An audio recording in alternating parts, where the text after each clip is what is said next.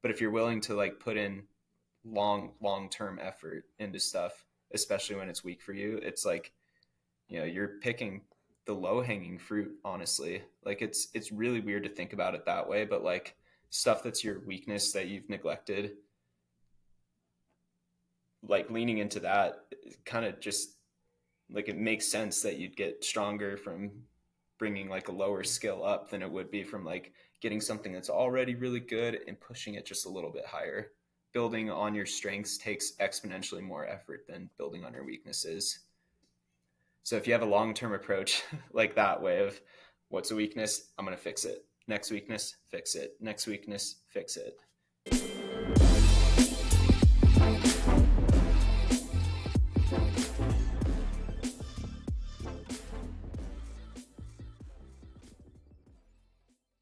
All right, Drew Ruana, welcome to the Testpiece podcast, dude. Yeah, thanks for having me on here. Drew, I got to intro you, and you've climbed a lot of climbs. I'm not sure which ones to pick out. That's kind of how we often intro people, give a little context on just how good you are as an elite climber. But for me, the thing that really put you on my radar, and you can see how old I am, is when you FA'd the Assassin, which is a 14D in Smith Rock. And I remember it being the hardest climb there. Maybe it's still the hardest climb. Just how long ago was that, man? And how old were you when you did that? Ooh, I think that was a little over 8 years ago at this point. I'm pretty sure I was 16 when I did that because it was before I got my driver's license. Um, but yeah, that was my first real big project, I think. It's probably tried the pieces of that one for a couple of years, honestly. And then one day, like fourth try of the day, I was kind of wrecked. Like, all right, let's just get on it one more time. And then fought my way to the top. It was at the time like the closest I've ever come to falling. And yeah, it's crazy. It's almost a decade ago at this point. Yeah, dude, congrats on that. That really did. I mean, it's a big deal to put down a project like that in such an established crag. I mean, Smith Rock has been around forever, and I that was in the Agro Gully. Wait, am I right on the Yeah, Agro Gully? aggro Yeah, okay, goalie. so it's right there. It's like where all the hard climbing was. But yeah, congrats on that, man. That's a yeah, put you on the radar for me just because 9A or 14D in Smith Rock was something new. And that's kind of where I did a lot of my early climbing, did my first 12A there and first 12B. So yeah, just uh, good job on that, man. I feel like that's underrated for doing that at 16 and establishing that in Smith Rock. And do you think it's still the hardest climb in Smith? Yeah, I mean, there's some really hard projects I know about, like maybe a generation, couple generations past where we are right now. But I think it's still the hardest established one. How far did you live away from Smith Rock? Was that like, I mean, I'm guessing that if you projected that, you kind of had climbed Smith out beforehand. Did you have a climb Smith goal when you were a kid? It wasn't as defined. That was just like we went there once a month. I'd go with my mom and dad just for weekend trips, climb all day Saturday, half the day Sunday. And I mean, yeah, like I'd continue trying to like do climbs I hadn't done. And then eventually by the time I was, yeah, 16, 17, it was kind of looking around Smith like, oh, kind of running out. Like there's still a lot of stuff I haven't done, but I definitely was pursuing like a lot of the 514s there. Hmm. Well, let's make a little joke there because we all know that you're on a climb Colorado or send Colorado mission right now. But I'm gonna save that for later. There's still there's still some more introing to do. So you used to compete a lot more. I don't know if you compete anymore ever, but you were definitely competing. You did really well at comps. I know you had a heartbreaker that kept you out of the 2020 Olympics. And since then, you've just been absolutely smashing hard boulder problems in a quantity that I'm going to say the world has never really seen before. And that's that Climb Colorado mission or Send Colorado. Which one is it? Is it Climb Colorado, Send Colorado? Did you name it? I think Send Colorado. I never officially named it. It was kind of all just personal for a while. Like, might as well try and do all the hard boulders, like no boulder left unsent, I guess. But started that when I moved here because I thought it'd be maybe possible to do within 4 years, 5 years. All right. Send Colorado sounds good, and that's exactly what it sounds like. You have this clear focal point in hard bouldering of climbing everything V14 and harder in Colorado. And I'm just curious, do you know how many can you kind of paint the picture of when you made those constraints? Like, there's, do you count new FAs? Like, is there slash grades? Like, when you say climb everything V14 and hard in Colorado, like, what does that really mean? So yeah, whenever there's a new FA that I do, I'm kind of like freebie, just add it to my whiteboard, FA me. Which at this point I think I have like maybe 40 or so FAs in Colorado that are 14 or harder. Maybe 30. I don't know. I don't keep like real solid track. Maybe once every 6 months or 12 months, I just go like, oh, let me do some tallying. If someone else FAs a hard boulder, and when I say hard, I mean like, in this 14 and up constraint, I add it to the list. I have my whiteboard separated by area basically. So I'll have like Lincoln Lake, Boulder Canyon, Clear Creek Canyon, Coal Creek, like kind of each like defined little area. And slashies are weird. Like some, I think it just comes down to like personal discretion. Like there's been some that I try and I'm like, yeah, that might be more like 13. Others that I try and I'm like, yeah, that feels harder than a lot of the 14s I've done. Like, yeah, that should go on the list. So it's not this like super black and white thing. I just tried my best to basically get everything that seems like by consensus or by personal preference, which has only been like a couple at this point. Kind of everything that fits into those parameters, I just put on the board. Dude, 40 FAs of V14s and harder. That's insane. That's a lot. That's a lot of hard bouldering you added to Colorado. When did you fill out this whiteboard? I feel like that's like a defining moment. You're like, okay, here they are. I'm going to cross them off when I do them. When did that actually occur? So I had a few iterations of the whiteboard. I think the first one was just on my phone and I had like a list of stuff. And then eventually I was like, yeah, this is pretty cluttered. Like I still do have a list on my phone, but that's like a different one. Then I got a big whiteboard for my room when I moved to Colorado. And basically I just started writing everything down. Like I didn't organize it at all.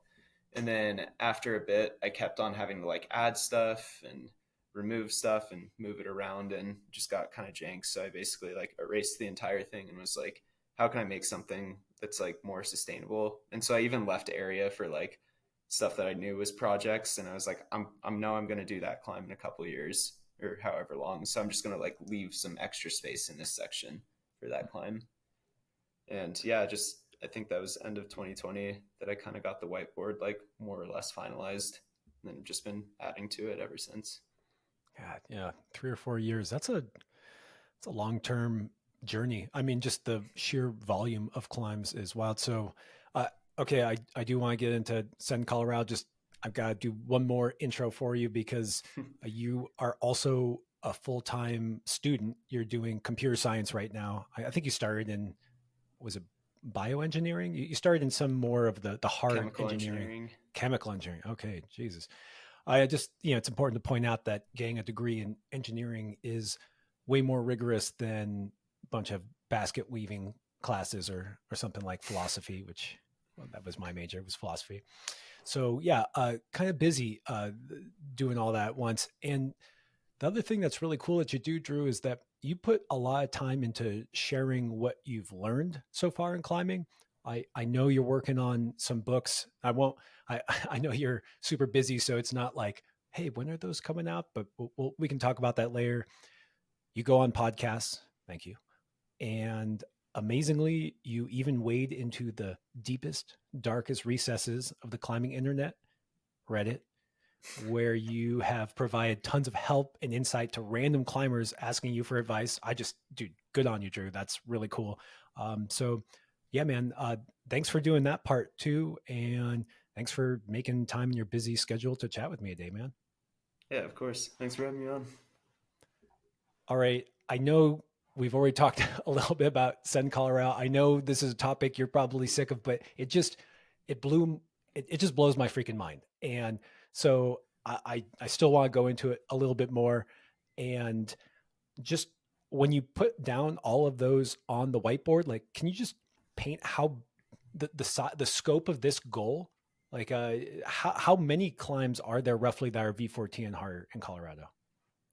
Yeah, so I guess off bat, numbers wise, I want to say there's like 170 something or like that. I don't know. I think there's one V17, a couple more projects that fit in there and have gotten close to. Um, Maybe 10 or so 16s done. Most, like, I think most of those were like my FAs, but there's still a few that I haven't done yet. Hypnotize Minds, Adrenaline, the new one Daniel just did. And then maybe 40 V15s or so, and then the rest are 14s. So maybe, yeah, like 120 14s or something.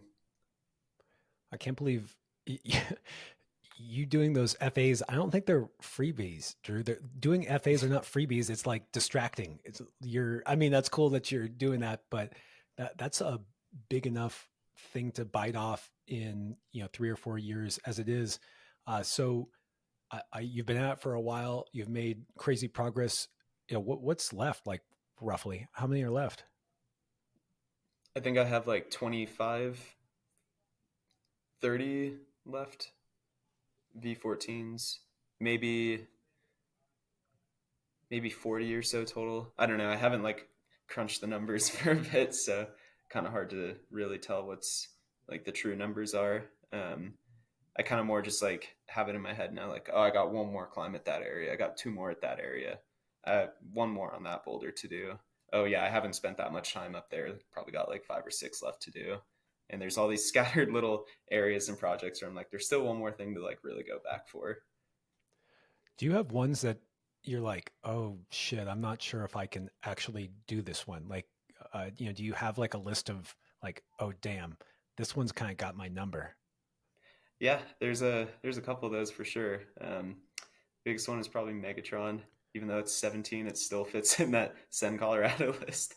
Um, that one has definitely had my number for quite a while, and if I don't end up sending it, like whatever, even if I don't send all of Colorado, like getting to a point where I'm like 95, 99% done is like still pretty good in my book.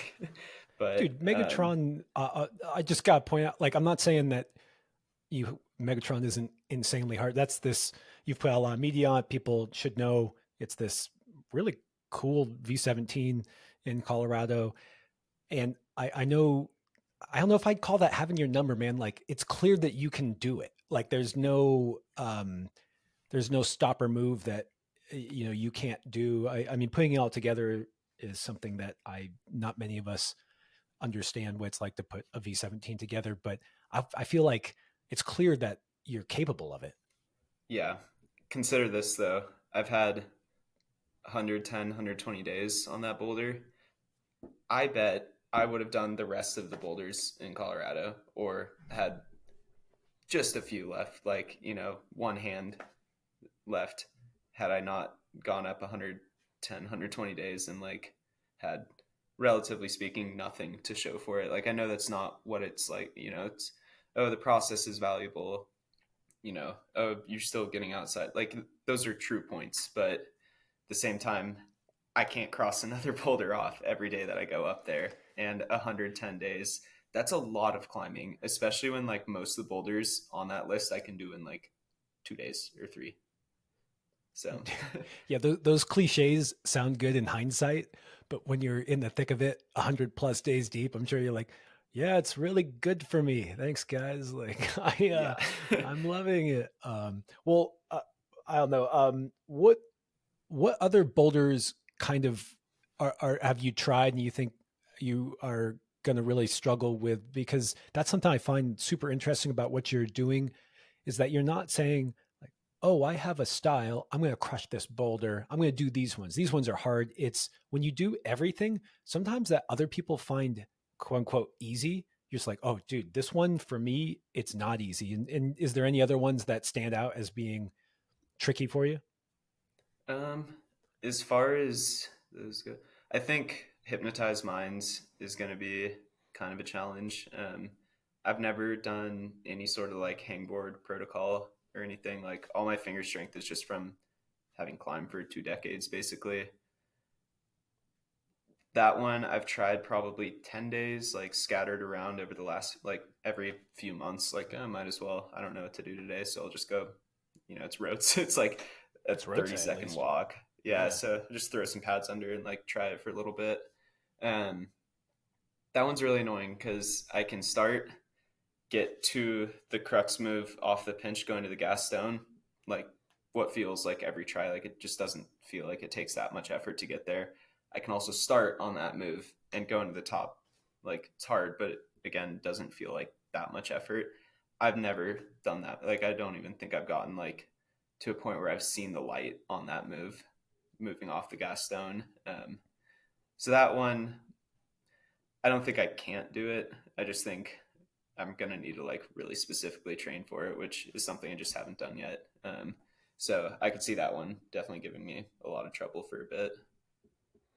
Yeah. Talk about a finger tester. Like when Daniel did that, that young Daniel and those fingers were pretty special. And then when it was Rustam who did it next, I think, and he was like, I mean, he was a rail of tendon and just Yeah, like just crushed it too. And then Matt Foltz, Matt, yeah, Matt did it right. yeah, I'm Matt trying to did remember. it. Matt Yeah, crushed and that thing. but God, Matt he's made it such look a so big. easy. Yeah, dude, shout out to Matt for. I mean, that guy. I'm sure he fingerboarded, hangboarded a bit to get those finger strength up. But well, at least it's roadside and a beautiful line. But yeah, it's so crazy to me that you have quote unquote weaker fingers after all of these things you're doing. But anyways, that's a whole nother topic. Yeah, any other, I mean, any other easier ones that you want to call out as being tricky? Quote, I say easier ones, but it's like those two you named, Megatron and Hypnotized Minds, are arguably some of the hardest boulders in the world. So I'm not surprised Yeah. that those are a little tricky for you. Um, I guess Midnight Express. I did that one already, like back in 2021, I think. Um, that one was really hard for me. I don't know why. Like it felt like it should have been perfect. It's all like these bicep little underclings, like 3 moves. Really not the worst holds. I did try it in 2019. I stayed for a month in Colorado, and I like was training a bunch. And I'd train, go out, try that thing, or I'd go out, try that thing, and then go train. And I think my second session on that, I like fumbled going to the jug. I was like, oh, I should be able to do it soon. And yeah, just never did it. And then came back to Colorado early 2020 during the pandemic, or like right before the pandemic. Still couldn't do it, like for a like weeks. Boulder Canyon was one of the only places that was still like open for climbing. So I just go out, hike a couple pads, try it, couldn't do it. Starting to get really frustrated, like why am I not able to do this climb? And then took 6 months off, 8 months off, went back and did it in like 10 minutes. It's like, cool. Why couldn't I do that earlier this year? But that one was the first, like, okay, this was kind of long term and it really feels like it shouldn't be long term. Like, what is going on? And, a couple of my friends would just roll up and absolutely destroy it. It's like psyched for them. Like, nice job. That thing's hard. But then yeah, just having that for myself, like why is like this the climb that is having my number right now? It's weird. Felt like it should be easy and then it just wasn't. Dude, what a beautiful one though. That is one of the cooler looking hard climbs in Colorado, I think. I think that's one that Yeah. is definitely, it probably has my number, but it's on my list as something that I would love to climb on.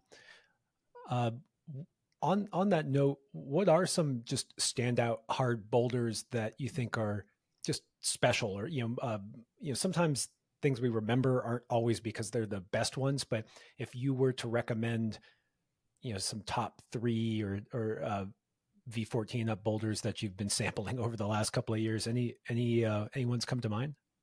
Can I shout out some of my own FAs? Of course, dude. I put up this one in Eldo called Fort Knox. It's just to the right of the heist.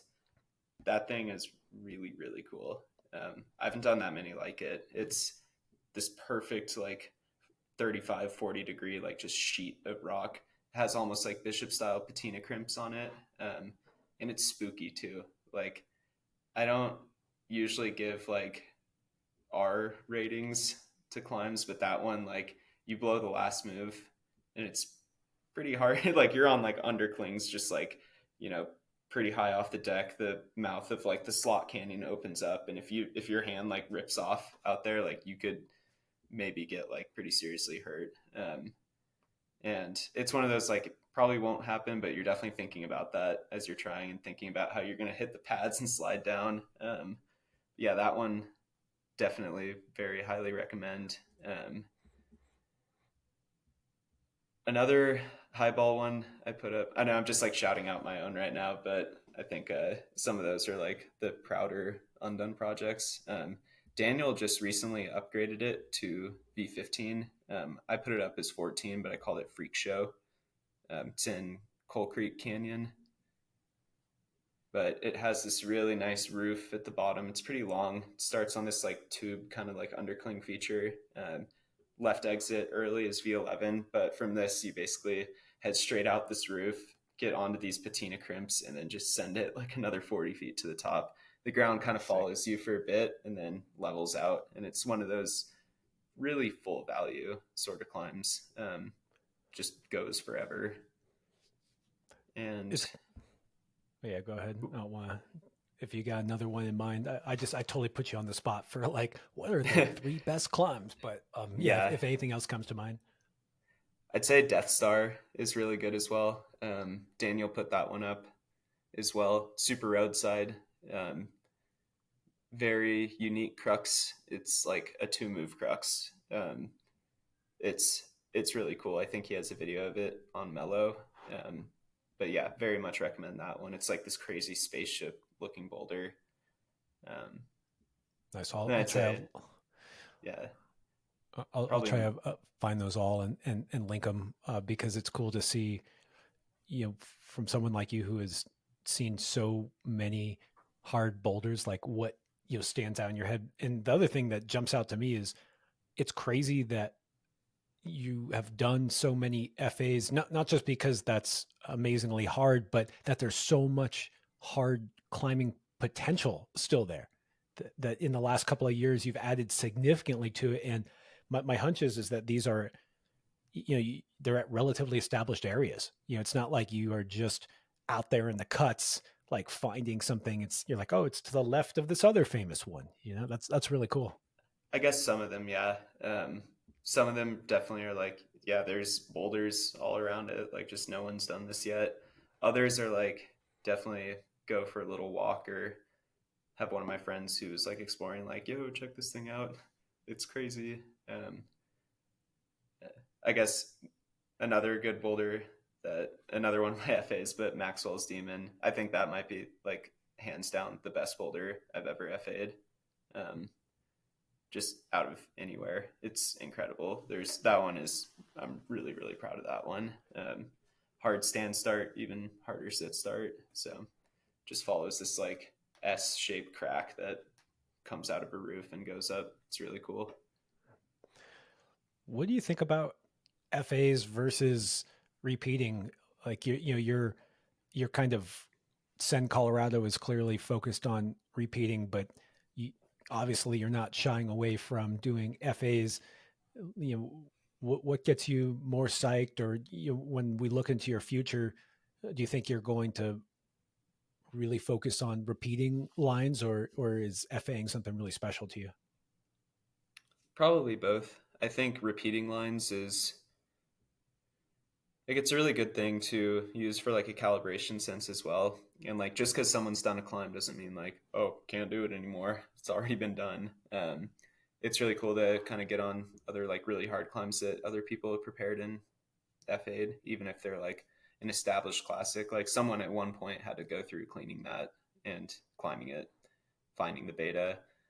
And with repeating, it's pretty cool because all those tricks and little beta things have been discovered already. Uh, Even if it's like no video out yet, like someone saying, "Oh, this section right here is the crux." Like, you know, I had to like grab a little higher than I thought I did. Like that little bit of information coming from like an ascensionist kind of helps you like get up something. With FAing though, like you are completely on your own. It feels like, especially if you find the boulder and have to go through like cleaning it. Go, is this hold solid? Am I going to rip this off? Like I kind of need this hold. Um, or being like, oh, if this foot crumbles, like my entire sequence is gone. And that, I mean, holds break on established climbs too, but on FAs, like you're breaking a lot of stuff off sometimes, especially in Colorado where the rock isn't maybe the best like off bat. I'm guessing there it wasn't a ton of beta videos for all these climbs you've been doing, even repeating. Like, I mean, is there tons of footage that you relied on for all these V14 and ups, or are you still kind of like blazing a trail? Because even if you know something's been done, that does help. It does help to hear like, hey, by the way, that third move is the crux. So you know that if it's hard, you're like, oh, I'm not just missing something obvious.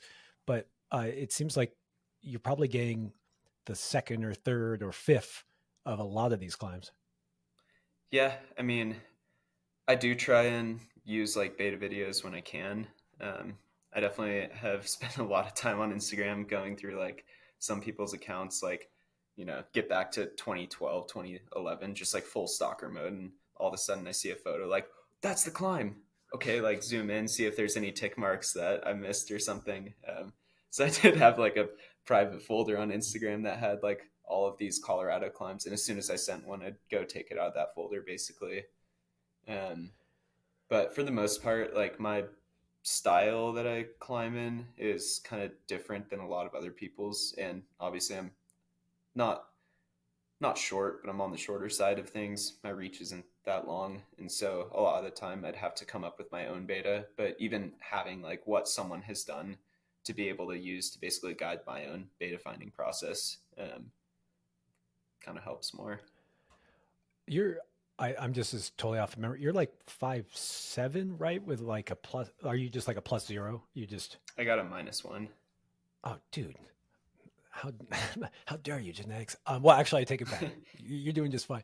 Uh, Something that really surprises me is in this whole goal of send Colorado again. Instead of just leaning into your strengths, you're going to come across things that are specifically difficult for you. There's just when you do hundreds of climbs, like it's how it works. And because I don't know, I guess you're on the shorter side. Yeah, I definitely wouldn't call you short. I'm really surprised that when you're dealing with these really hard grades, that you aren't just getting shut down by some super morpho move where it's like, sorry, man, like you don't have a 6'2" wingspan. It's just like, I guess take me through some of those times where it seemed like, oh, this is too morpho. Like, there's no way this can go. Because, dude, if it's V2 or V15 morpho, that's very different from saying V4 morpho. And yeah, but if you can crimp hard, there's an intermediate. Like, did you ever have any climbs where you're just like, oh, what the fuck? Like, I don't even know if this is going to work for me. Yeah. So I guess a little backstory. I've never really shied away from stuff that was hard for me based on like factors I couldn't control. And kind of with that, when I was actually short, like, 12, 13, 14, my coach, Tyson, on Vertical World would measure my wingspan and like how high I could reach, like literally probably like once every couple weeks. Then when he would set climbs, he would be like, okay, Drew can reach exactly 5'6" above his head or something like that. I'm going to put a hold 2 inches out of that reach. Have fun, you know? And I was already climbing hard at that point. I was climbing like 514 outside, and then to go into the gym and get shut down by like a 12B, like, you know, didn't feel good. It sucked. But I did that for years because that was a weakness of mine. Then eventually it wasn't a weakness anymore. If anything, it was a strength. And kind of taking that mindset of if I work my weaknesses long enough, now they're not weaknesses anymore. So ascending everything V14 and harder, like there's going to be a bunch of climbs that like suit me really well that I can do in like a sesh. There's a bunch also that I'm like, these are going to be really hard for me. Let's do those. um, so yeah, some of the more morpho like reachier climbs, I guess. I never really wrote anything off. Just be like, okay, let's come back in 6 months and like reassess. Maybe I'm stronger. There's definitely a lot of climbs that I couldn't do, and I decided to basically like hold off and not sink a bunch of time into them to like see if I got stronger on later. Um, and yeah, I mean, my reach isn't that long, but it feels rare to like find something where I legitimately cannot reach it. Um, and if that's the case, then usually there's like an intermediate or something that I can find. Like, I actually don't think there's been a single climb in Colorado so far where I've been like, that's impossible. I can't do that. Um, Maybe some of them are like, that's a lot harder. Like, I'm going to put V16 effort into this, but I can do it still. Yeah, that blows my mind because in sport climbing often it's so featured that this is why we typically see kids excel in sport climbing as well, even when they're really young and smaller, because it's like there's holds. Like the sport climbs just have holds or have feet, but boulders, when they get really hard, often you're like, okay, there's the one rail, like there it is. And I'm wondering, this is kind of tricky to do because every climb is different, but do you have any kind of ways that you approach a boulder when you are like, no, I'm so tipped out, like this, I can't do this span. Like, where does your mind start going when you recognize that a move is either really limit span or may even, you need new beta to make it work? I almost do like a scientific method sort of thing, like just change one thing at a time and see if that feels better or worse. So maybe I'll scoop my hand up a little bit closer on the hold, try it again. Like, oh, it tickled it a little more this time. Maybe I take my pinky off to get like an extra half inch of reach or something. You know, maybe I try a different foot, try grabbing a different part of the hold, see if I can like get a heel hook somewhere. Like there's not really like a magic secret to it. It's just keep trying stuff and kind of go with whatever feels maybe the most probable. I mean, honestly, all those little things you said are pretty slick. Where it's surprising how how you can eke out quite a bit more reach. It's like, oh, you're full crimping that, like let that go into drag. Like Yeah, it's just like the yeah, difference between this and that. Like you can kind of see like if my hand is here versus that, like that's like 2 inches right there. yeah. No, that's a big deal. And I think I remember, was it ice knife that you really were tipped out to? And I think one of the things about being really tipped out is that it just gives you zero wiggle room for moves to go wrong, where like you can't like, overshoot it and kind of land on it. You have to be, it really reduces the frequency by which the move goes well. Was that an experience you had in there? Yeah, like I'd watched everyone's video on ice knife, and even Daniel, who has like 7 more inches of reach than me or something, was like, "Yeah, this move was huge. I was super tipped out on that move." I'd go stand next to the wall and like, yeah, I can touch the holds, but my left hand I can't get the pinky on. My right hand, instead of grabbing the hold how I'm like gonna be grabbing it going into it, I have to start like with my hand rotated at an angle. That was part of the reason why like in the video, like the difference between the sit and the stand. From the stand, I could start and like get my hand all perfectly up in there and get my wrist rotated and start exactly how I wanted to. And so the first move, even though it was hard on the stand, like it wasn't that bad. Like I just knew it that I had to launch to it and grab it. From the sit, like even just doing that readjustment to like get my pinky out and move my hand so it'd catch like this part of my ring finger, that was like an entire move just to like get the knee bar in again and like really lurch in there and then set up and then try and do the big move. And yeah, it's things like that where had I had a few more inches of reach, I wouldn't have even like noticed that being a crux move. But because it was limit, it was like, oh, what are we gonna do? Dude, what a sweet video you released of that too.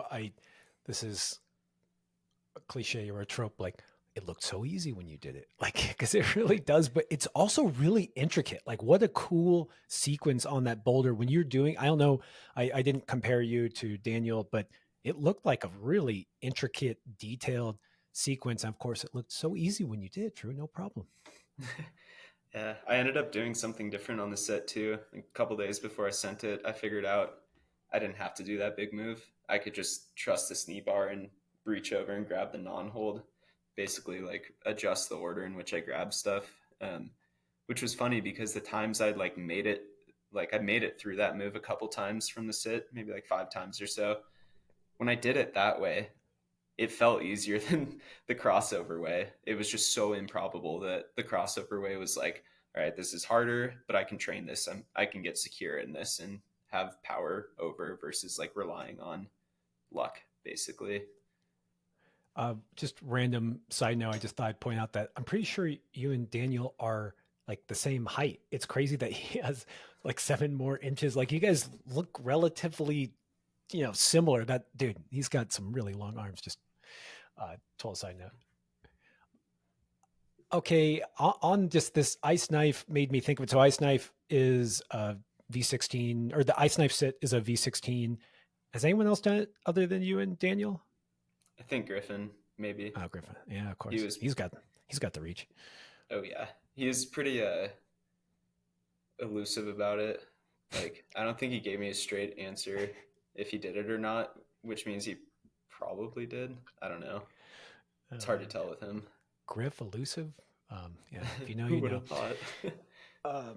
By the way, people often ask me, they're like, "Can you get Griff on the podcast?" I'm like, "No, I don't think there's. You pick anyone else in the world, probably anyone else but Griff." So something that I'm curious about is you've done all of these really hard boulders, these hard graded boulders, and what have you learned about grades along the way?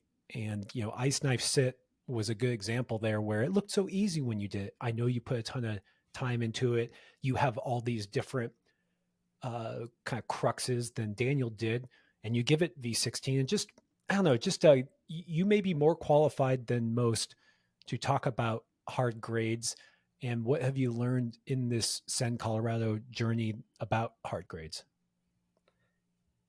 So, I guess the biggest thing, like, I know we talked about this on like the pre-interview, um, but thinking about it this way, it's weird because like on one hand, like yeah, I've done a bunch of stuff in the 14, 15, 16 grade range. Like the question I ask myself is, does that make me more qualified or less qualified to talk about it? Like, because I guess obviously like the answer should be more, but like when you do enough boulders, like, and grade aside, it doesn't need to be V14. If you're a V7 climber and you've done 100 V7s, 50 V8s, 10 V9s, or whatever, like chances are a lot of those sevens are probably going to feel closer to V8. Some of those sevens might feel closer to 6. Some of the V8s might be more like 7. Some of the V8s might be more like 9. Like this concept of like grades, like they exist in a range. Like there's not a static, like this is exactly what V14 must feel like, because maybe it does for someone, maybe it doesn't for me. Like maybe some super heel hook techie crimpy V14. For me, I'm like, cool, I put less effort into that than I have on certain V12s. Other 14s, I put way more effort into than like certain 15s and 16s. Like there's no like concrete answer, which almost to me, like, you know, whole air quotes grades don't matter. Like they do to a degree. They're not the end all be all, but also saying like grades don't matter kind of takes away from like the experience you'd get on something. And I guess the biggest thing with like the Colorado like mission has been like, if I get on a V14, I want to have what I'd consider like a V14 experience on that, holding constant like all the other 14s I've done. If I get on a 15, I expect to have a relatively like V15 experience on that. Like there's definitely overlap between some of the like hardest 14s and easiest 15s. Easy 15. air quote. But even still, like, I think it has, I guess, shown me more that like everything does exist at a range. And if you are FAing something, like, if you need to take into account, like maybe you hit the mark on the head, maybe you miss something, maybe someone who's 6 inches taller or 6 inches shorter is going to have like a wildly different experience on it and might think your V14 is more like V12 or think your V14 is more like V16 or 15 or whatever. Like, Yeah. Yeah. I found that interesting where you said, man, I've done so many, but I don't know if I have an absolute grasp on what, what V14 or V15 is. So I'd like that you explained it too. And something that I'm not sure if you can forgive me if this question is impossible to answer, but it's this area where people just don't know a lot about these hard climbs either because of lack of experience or even other people's lack of experience. It's just not an area that is so consistent for people to climb in. And so my question is around what is the difference between the experience you have on a V14 and a V16? I'll make it a little bigger of a gap where instead of just saying like, I don't know, it's a hard 14, like, is it how complex the moves are? Like when I watch you do ice knife sit, man, there's a million things you're doing there. There's a lot more than just grabbing one hold and pulling through it. So is it, can we just distill it down to strength or endurance, or what's that experience and that process like on in these really hard boulders, but then the hard boulder too? so I'd say obviously like the kind of strength aspect is a huge thing. Like if you can overpower a climb, it doesn't matter what the climb is. Like for me, every V5 I get on, I'm like, I don't care what style, like I can just overpower this climb. Like for every V10 I get on, I don't like I can overpower this climb unless it's like a massive dyno or whatever. Like assuming it's a standard V10 or whatever. For V14s, like the experience, I guess, quote unquote, that I'm used to is like for pretty much most of them, minus like some outliers, like on the harder end or something, or more morpho end, I can usually figure out all the moves like pretty quickly. Like I should, unless it's a one move wonder or two move wonder or something, like I should be able to do all the moves or at least like get close to doing, like figure out my beta in a sesh. Sometimes a lot of them, like if I figure out the moves quick enough, I can just do it right then and there. I'd say probably half or so, maybe like just under half of the 14s in Colorado, like I got lucky and did them in a day. Um, and that was somewhat normal. Even some of the harder ones, I guess. A lot of other ones, like for 14s, I should be able to do them in like tops a couple days, minus like an extreme outlier somewhere. Like I'd say 90% of them I can probably do within like 5 days. On the 16 end of things, like Ice Knife was like a 30+ day process spread out over a couple seasons. A lot of the 16s are I probably won't do it that season. Maybe I will if I like really dedicate to it. If I'm trying to 16, like that's the only thing I'm trying. Like I'm, doing everything I can to optimize beta. I'm going back and refining stuff. I'm, have a very deliberate process about like low pointing, getting it to a point where I can give it like Sengos, and be confident that I can realistically pull it off. And I guess the biggest thing with like the upper levels of grades, and not even specific to like 14, 15, 16, but for anybody, like if you're, at your red point grade and have like 2 grades minus or whatever, like the biggest indicator is like the precision you need to like send it. Like I can fumble a 14, I can hit a hold wrong and readjust and do it. My foot can slip mid try and I can, depending where I'm at, I can reel it back in and still have like enough strength to basically, get to the top. On 16s, you're, for me at least, like my precision has to be perfect. I can't mess a single thing up, otherwise I'm probably falling. If it's more than like just a little like foot readjustment or something. Like my foot cuts mid try on ice knife, that's it, try over. Um, my foot cuts on, I don't know, some random climb, doesn't matter. Like that's more in the 14 range that I can like overpower a bit better, that I'm just like strong enough to be able to hold positions on. Like I can save it and maybe get to the top of that try on what I would consider like not a perfect try. Or I'd have enough strength to like not need to have everything like completely refined, the easiest way possible to do it. Yeah, no wonder those sends on 16s just look so beautiful because they have to be. Like they have Yep. to be.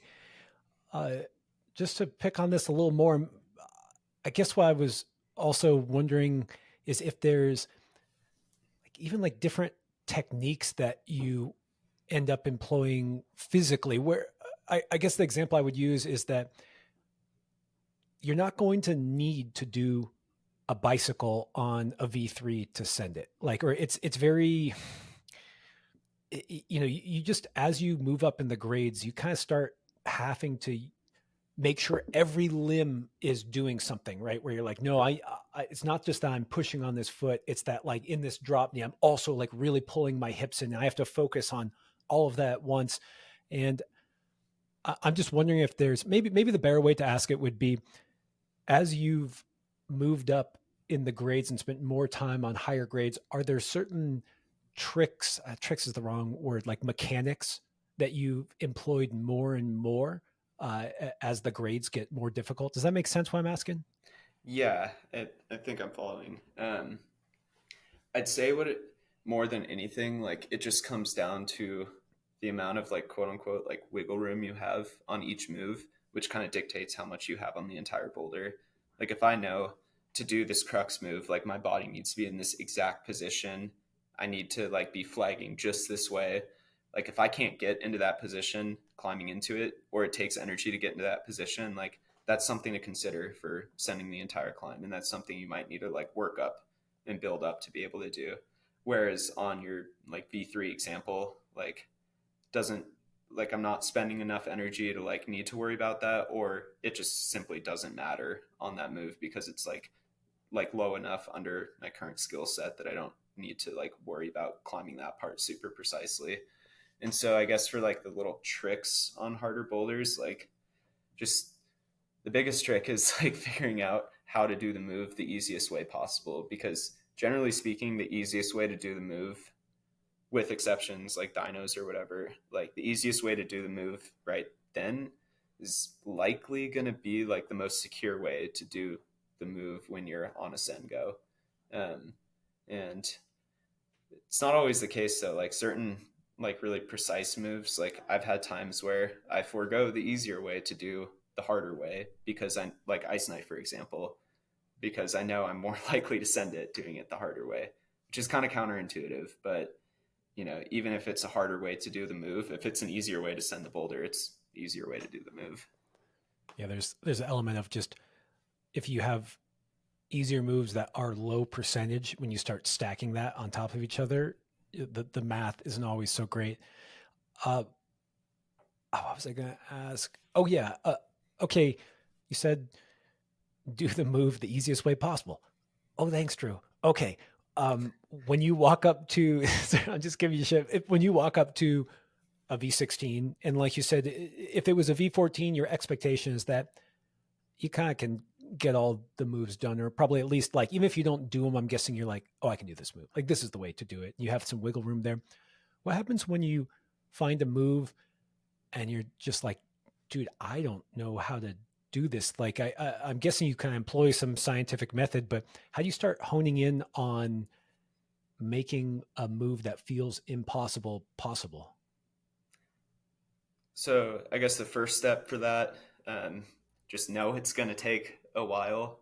Like it's easier said than done, but for a really hard climb, like, you know, you can't walk up to it being like, this is harder than anything I've tried in a while, or harder than anything I've done. And then like, why can't I figure out this move super quick? Like that's just part of the process.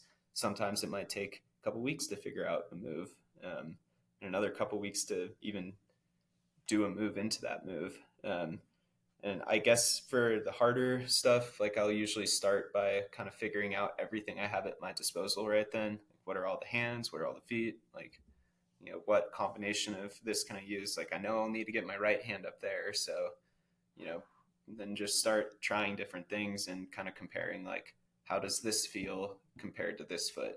How does using my left foot in this smear position feel compared to this other smear position? And then gradually you try enough things over a couple weeks, like something should start appearing. If it doesn't, it's probably just too hard. Like, it doesn't matter how long a V5 climber tries a V10. It's probably just not going to go until you up your strength level in order to make those things possible.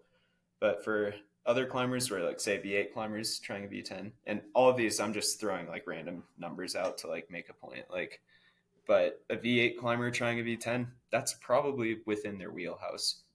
It'll be hard, no one's saying it won't be, but the crux move, hard moves, it's just going to come down to like, how does your body go up that? And a lot of that comes down to recognizing when to basically focus more on like a certain method of doing the climb. Like, oh, I didn't stick it this try, but I felt a little closer. Let me like go down this beta path a little bit more. That's really cool. And I blew my mind when you said if a couple weeks in or like many sessions you still haven't figured it out. I don't think I've ever banged my head against a move for more than like 4 sessions or something. And also, like, it's not even fair to say that, because you know how sometimes you just know you can do a move, like you're like, I didn't quite stick it, but like it's there, and Mm-hmm. so that's fascinating to me that you can just bang your head against a move you haven't done. And I'm curious if there's any specific moves that like, what's the move that took you the longest to actually stick? Probably everything nice. V15 up in Clear Creek, another Daniel climb. That thing is nasty. Like, it's a very nasty little boulder. Um, but the crux of that, you basically go out to this little like sloping half pad dog bone. Like it's like at this angle, it's really bad. And you're basically like doing like a typewriter pull up, like super wide.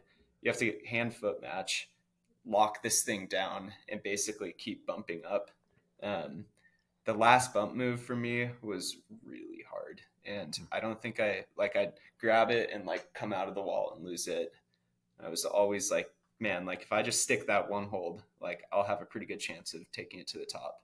Um, Never stuck it for a long time. Like, everything nice is 15 minutes from my house, and so that was one that, like, if I didn't know what to do, or like, oh, I have a little bit of time before class, like, I can't go far, might as well just go try this thing. Yeah, I beat my head against that move for a long time, and finally, like, I think last winter, last January, just got up and was just strong enough to do it that time. I wasn't the previous like 25 days or so, but I was that time, and I always knew it was like right there. But I just had to keep trying different combinations of like how I was putting my hip into the wall. Like, there's a little intermediate like right before it, and so for a while I was trying to grab that intermediate, do like the flip move, and then bump. That like worked kind of, like, not super well. Um, but yeah, the way I ended up doing it, I don't think I'd ever actually done the move before my Sengo, and I just knew it. All it'd take is like one lucky try. Just had to keep trying it until then. That's awesome. On this note of making climbs easier, or not easier, you're you're refining beta, trying to figure out every little bit of thing to make the move possible. I'm curious. I'm going to use Megatron as the example because it's a longer boulder. How do you think about making moves more efficient? Right. So there's kind of two different things there. There's like, does the move go? Okay. Like, and then once you have it go, like, how do you start breaking down efficiency? Because I have a hunch that you've put efforts into making Megatron easier each try so that you have more endurance for the end. Do you have any thoughts on making things easier, even if you've already done the move? Yeah, I guess making stuff easier, like, kind of comes down to that same thing I was talking about, where you rely on feeling for the most part. Um, like when you're making the bridge between is a move possible versus did I just do the move for the first time, like that's a pretty black and white thing. Like, you either have done the move or you haven't. But that feeling of like I'm getting closer, it's feeling a little bit better. Kind of apply the same thing where like every now and then I'll grab a hold differently. Like, oh, let's see if this works.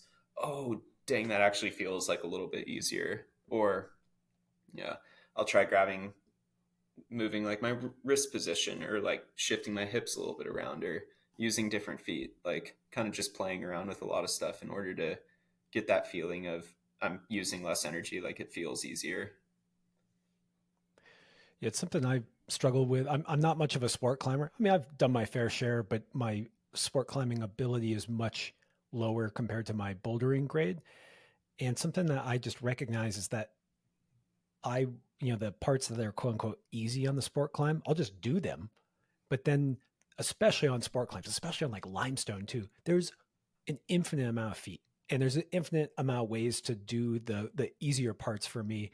And sometimes I really struggle with even knowing it's like so far beneath my ability that I'm like, why would I use this intermediate bump hold? Like I can just grab the next hold. And so it's something I always find interesting because I think it speaks a lot about your climbing IQ and your understanding of how to make things easier, even though you can do them already. And it's something I always struggle with. Like, how do I make it easier? Because I can just do it.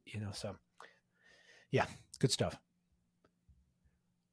Um, I, so on this whole thing of grades and being able to do a move, conditions are a huge factor, especially at the higher grades. They just are. And this kind of goes into, I know this is part of some of the work you're doing on the books you're writing and is projecting and dealing with conditions. And my question around conditions is trying to understand what good conditions are for you in the boulder. Uh, do you take out like a thermometer and a humidity sensor? Like you write that down? Like, how do you narrow in on? Sometimes I'll go out on days that I think are supposed to be bad. I'll be like, "Whoa, the rock's tacky." Like what happened today? Do you have any tips on how to really figure out what good conditions are for your projects? I guess as far as that goes, like there's an element of when you're projecting, like how do you recognize that something feels better? And that's not like you can't quantify that with words really. Like it feels better to me because it literally just feels better. Conditions are kind of like that as well. Like some people like it in the 50s on granite, some people like it in the 40s. Like I'm personally like a 30-degree sort of guy. Like, if it's like just below freezing, perfect. Like blue skies, perfect. I just grab my heater and, I'm psyched. That just happens to feel the best for my skin. Someone who has like harder skin might like it a little bit warmer just because they're used to like dry firing or something. And so there's not really like a one conditions fits all. Like I think we can all agree that like if it's warmer than like 60 degrees, probably not gonna be good. But um, overall, like I'd say it just comes down to like recognizing when you have those like really good sticky days, like what made that happen. Um, like, oh, your climb felt way like the crux hold felt the best it ever has. Cool. Go back and like look at the weather, like make sure you know like what the parameters were, like okay, what weather was it? What humidity was it? What was the cloud cover? Like what time of day even? And then if you can isolate when like the good sessions happen, start looking out for those in the future, especially if it's like I only get 1 day a week. Thursday looks really good. I'm going to try and go Thursday. How big a factor have conditions been for you on this journey? Oh my God. Conditions have been one of the bigger ones. Conditions and skin. Like, I hate blaming those two, especially the crowd that are like, it doesn't matter. You're just too weak. Try harder.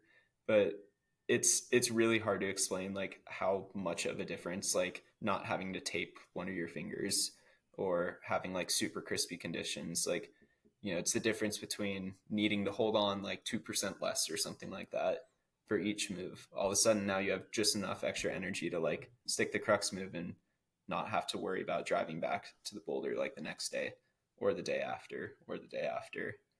And so good skinning conditions can just like expedite your projecting process because you're not wasting energy just trying to hold on.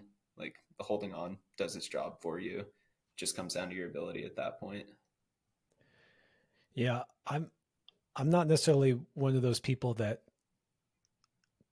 gives people crap if they're complaining about conditions in skin, but I will say that it's something that I really don't like dealing with, man. Like I like going and it's like, what can I control? I can control how hard I try today. And as I've tried to get into some more limit grades for me, it's something that has become a bigger part of my consideration and process. Cause I just can't deny that, when you're at your limit, that 2% is everything, dude. Like it's everything. And it's really frustrating. And so I just was wondering, does Drew have that same problems? And it sounds like maybe Yes. even more so because you're dealing with just absolutely limit blocks, dude. Because I mean, I'll still go out even if it's like bad or I'm bloody fingers or something, like still go out and try, just recognizing that like, yeah, it's not perfect today. Like that in of itself maybe sometimes is what it takes. Like, you know, having the knowledge that like it's not perfect, like that takes pressure off. Like I'm not expected to send today because it's not good weather. Definitely had a few times where like, whoa, I just sent. I was not expecting that to happen today. Like it felt like shit compared to a couple days ago. Um, but that being said, like you still want it to be as like primed as possible, and so having like bad conditions, bad skin can really take away from that. Just make it that much more difficult. I had this discussion with Carlo. Carlo Traversi did the FA of this 16 called The Dark Side in Yosemite, and it was really conditions dependent. It just really slopey, really just I don't know, classic Yosemite. Just when it's tacky there, it feels a lot different than when it's not. It's not a place to climb in the summer. Uh, I'm curious how do you feel like conditions affect the grade in the sense of, well, let me say that better way. Yes, if it's freaking 100 degrees, it makes it much harder. Like you said, we can all agree. But what if you are dealing with a boulder that is really conditions dependent and the place hardly ever gets good conditions, or it has like one of those like razor crimps where you get one go because it just like either your finger got split or you sent. And it's just a discussion that I think is interesting in grades where it's like, how do you grade something that maybe only can be climbable 3 days a year unless you have, 5 times the amount of strength required? It may be different. We're talking about V3, but like when you're talking about V16, even if I look into the future generations, it's unlikely that people are going to be like, oh, V16 is just a warm up. Yeah. Um, I don't know. That's a hard question to think about. Um, I haven't come across any boulders that are like that extreme. I'm sure they exist somewhere, but it feels like if you only got 3 days to try a boulder a year, like it's probably just not in the cards. Like it just might not happen. Like if I only got to try like a 16 like 3 times a year tops, like it's so hard to build muscle memory. Um, like yeah, maybe you're just basically forced to like go try as hard as you can in bad conditions, like deal with it. And then when those 3 days come around, like you better be ready to seize the day, basically. Um, I guess I think this even has some applicability to climbs that aren't just condition dependent. There's climbs that are just quote unquote low percentage because they're like big moves to a blind hold that you have to get just right. And like when everything comes together, you're like, oh, that wasn't that bad. But it's like we talked about earlier, where if you stack low percentage moves on top of each other, like the odds that those come together, even when like the move in particular, when done perfectly, isn't that hard. And it's like, it takes a little bit, it's like a little different than just the physicality. mm-hmm. yeah, I mean, definitely had some boulders like that where, like, wow, it's like blind dino to a slot. How do you even grade something like that? Because you could try it hundreds of times, miss it hundreds of times, and then one go, you're just like, cool, grabbed it perfectly. That was not that hard, relatively speaking, but it was because you spent hundreds of times trying it. Yeah. Um, I don't know. Those sort of grades, if I grade something like that, I'm like, maybe it's easier, maybe it's harder. I don't know. That's not for me to figure out. I did the climb, so I'm done with it. All right, man. Well, I just went down the rabbit hole and then some because Drew, I think that you have more experience at this grain range than maybe anyone. Like I don't know. I didn't do my research, but is there anyone in the world do you think who has done more V14 and up than you? Do you I think there's think anyone out Daniel there? and Paul and Jimmy, a lot of those old school guys, because they're not even old school, they're just like the generation above me. But I think they have a lot as well. I think all of those guys have done more than 100, like Yeah. V14 and harder boulders, but it's definitely a pretty small crowd of people that have just done a bunch. But granted, they've done a lot more like overseas as well in different areas, even just different areas in the States. Most of mine are like kind of local to Colorado. Well, then I guess I'll just give you the award though for the time period because I my hunch is that those have happened over a decade plus for those guys, and yours is in the last couple of years. Uh, I, I gotta ask because I asked Jimmy this too, Jimmy Webb. What's the hardest move you've ever tried, or like what do you think? And I guess for Jimmy maybe it was a question that was a little more international, but what do you think the hardest move in the world is? But maybe within your world, Drew. um, the lucid move was really hard. I tried that like 3 years ago, never did it. Kind of just like tickle that crimp. But remember being like, yeah, definitely going to need to train fingers for this. Maybe the hardest move I've done could be I put up this slow start to Echele, which is this kind of Oh, really? famous ish V14 in Colorado. It's like everyone's first. But the low start basically just starts on like two undercling crimps and you just launch up to the start hold. And that move I think I did 2 times in 10 days. Stuck it once on like day 4. No, I did it a couple more times than that, but it took me like a lot of days to stick it, and then I could stick it like once a day, and then I'd be like done after basically. Um, so I think that might be one of the harder moves I've physically done. Besides that, yeah, I think that move for me probably takes the cake, top of my head. Well, it's funny for me to say this, but I can't wait for you to leave Colorado. I I want to hear what happens when you go hit the road. You're only you're 25, Drew. Is that right? 24. 24. Okay, young dude. Um, what what do you? Where's your ticket getting booked to first when either school is over or yeah, once you can can leave Colorado for whatever reason, whether you're arbitrarily keeping yourself there to send it or school, what do you psyched to go climb on outside of Colorado? I would really like to go to Switzerland. I feel like all the videos I've seen over the last couple of years just make me like I really want to go. There's so many good looking climbs there. Obviously, Font is pretty high on my list. Never been there either. Um, Rockland's never been. Japan never been. Finland never been. Kind of all these areas overseas are just completely brand new to me, and so it's kind of hard to pick and choose which ones I'd really like to do.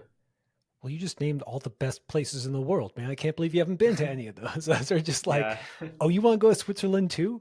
Oh, Rockland's, yeah. Oh, Font. I've heard of that place. Yeah, that could be cool. And there's something out there in Norway or in Finland. Yeah, I think there's something hard there. People like getting on. What about just uh, lines that you have seen videos of that you're super psyched? That could be sport climbs too, because I know you're just digesting that media. And do you have like another whiteboard that's like a lifetime tick list versus just a Colorado one? No, um, a lot of the stuff I'm kind of just waiting until I'm at that. Like, I don't want to bite off like too much more than I can chew right now. The Colorado one is already like a very large project, and so having like another like decade plus project basically, like let's wait a couple years for that or a year for that. Send the world, is that the next project? That's a big freaking whiteboard. It's in the world, but yeah, kind of a lot of the classic boulder. I'm still more drawn to boulders right now. I'm sure I'll sport climb more in the future, but bouldering is just kind of more fun for me right now. Yeah, a lot of the hard ones in Switzerland, all the classics there, like Alphane and like Primitivo looks really cool as well. Off the wagon, kind of, yeah, the ones everyone thinks of when they think hard boulders in Switzerland. Doing Burden would be really cool. That thing just seems really hard. Haven't tried it yet, so don't really know what to think, but would be It's very interesting. fun to go try that. Yeah, you're a boulderer clearly with your tick list, but I guess growing up in Smith, when did you make that switch, or when did you decide that you would go focus on bouldering? Are you better at bouldering? Do you think you're more predisposed to bouldering or sport climbing? I think probably bouldering. Um, yeah, I never really bouldered too much when I was younger, and then it was after I basically quit my Olympic bid. It's just easier to go solo bouldering all the time, and then pretty quickly it was like, oh, damn, I can actually send a bunch of stuff doing this. Like, I think my lifetime goal was sending like V15 when I was in high school, and then pretty quickly after I started bouldering outside, I was like, okay, we're gonna need to change that goal real quick. Um, but yeah, I'd say I'm definitely more of a boulder. I used to do like a lot of weightlifting to get stronger, and I think that transferred over really well to bouldering capabilities, basically. And then the longer I've been out of sport climbing, like the less appealing it gets. I know I'm just gonna have to spend a long time training in the gym to get endurance back because right now my endurance is non-existent. What was that first V15 you did? Uh, I did insurgency in Joe's. It might be more like 14/15. I did it from a lower start accidentally, which I think kicked it up a bit too. But yeah, maybe it's 14 now. I don't know. But that thing kind of like opened the door for me, and it's basically like let's do as many as I can now. I'm curious. Megatron is V17 proposed. Do you think it's V17 when I'm gonna just be optimistic, Drew. You're gonna do it. When you do it, will it get the 17 notch for you? Yeah, I think that's the hardest boulder I've tried ever. Um, Even if it doesn't have like the hardest moves, there's just so many really hard moves on it. It's pretty hard to keep things together at the very end. Yeah, dude, I love that video that you released recently talking about it. And I just kind of handed it to you. I sent you a text about this. You're just really clear and authentic and honest about it and the process. And I just love that video, man. I don't know, just good on. Thank There's you. no question there. Just I really enjoy. I love all the media you've been putting out, and I hope you do more YouTube videos. I know it's a bit of a labor of love. It's not like really highly rewarded, but I will plug your channel. Everyone go like and subscribe to Drew's YouTube channel. Let's give him a little support.